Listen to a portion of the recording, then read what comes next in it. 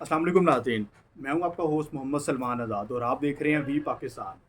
नाज़रीन, बात करूंगा सितंबर के महीने के हवाले से। पाकिस्तान में सितंबर का महीना कितना खुशाइंद, सादतों वाला कहा जाए तो कम नहीं होगा।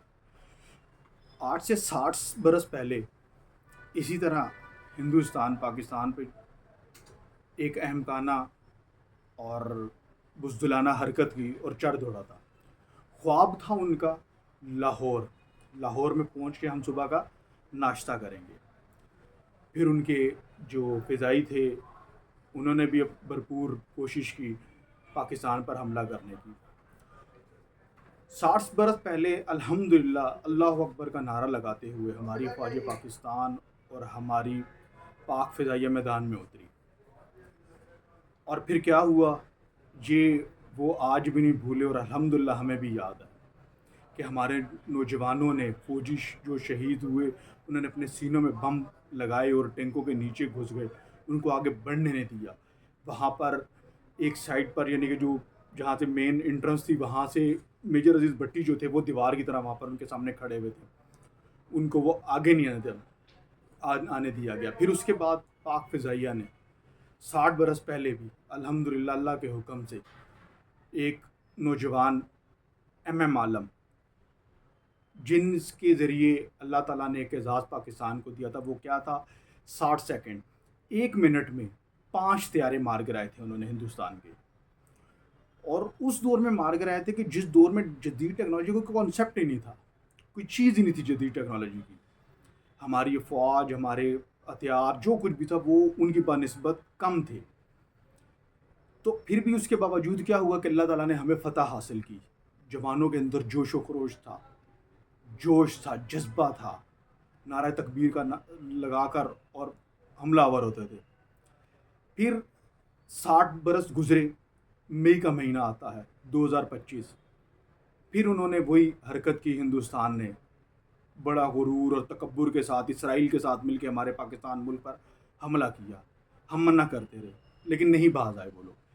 फिर उसी तरह हमारी पाक फ़ौज, पाक फ़िज़ाइया ने फजर की नमाज़ पढ़ के तकबीर का नारा लगाते हुए फिर उनकी ऐसी धूल चटाई, उनको ऐसे मुंह के बल गिराया उनको, उनका गुरूर खाक में मिला दिया। पाक फ़िज़ाइया ने उनके राफ़ेल त्यारे, वो राफ़ेल त्यारे जो दुनिया में माने जाते हैं, बड़ी बड़ी जो अपने आप को सुपर पावर कहते हैं, एटॉमिक पावर कहते हैं, उनके पास हैं, उनको मार गिराया। फिर हमारी फ़ौज ने जो मुंह तोड़ जवाब दिए, जो मिज़ाइल इन्होंने उनके ऊपर गिराए, फिर वो उनका गुरूर तोड़ा गया हिंदुस्तान का। अभी भी वो है तो यही इसी कश्मकश में कि हम दोबारा कुछ करें, लेकिन इंशाल्लाह नहीं कर पाएंगे। फिर इस सितंबर में इतनी शहादतें हुई हमारी, 8 से 60 बरस पहले भी। और फिर अभी जो रिसेंटली हमारे मेजर अदनान शहीद एसएसजी कमांडो जो शहीद हुए हैं, हज़ारों में से नाजरीन एक एसएसजी कमांडो बनता है, सिर्फ एक, हज़ारों में से। ये एसएसजी कमांडो रात को ट्रेनिंग लेके सुबह नहीं बन जाते एसएसजी कमांडो। ये सिर्फ वो जान सकते हैं जो हैं, जिन्होंने ट्रेनिंग्स देखी हैं अपनी आंखों से, सिर्फ वो समझ सकते हैं। तनकीद तब करें जब तनकीद का नज़र भी है कि तनकीद के काबिल हैं। ये वो शहीद हैं, ये वो नौजवान हैं, शेर दिल माँ बाप पैदा करते हैं अपने शेर जवानों, उनको भी सलूट है जिन्होंने ये शेर दिल नौजवान पैदा किए अपनी सरहदों के लिए, इस्लाम की बका के लिए। आज अल्लाह ताला ने सितंबर में फिर पाकिस्तान फ़ौज को चुना।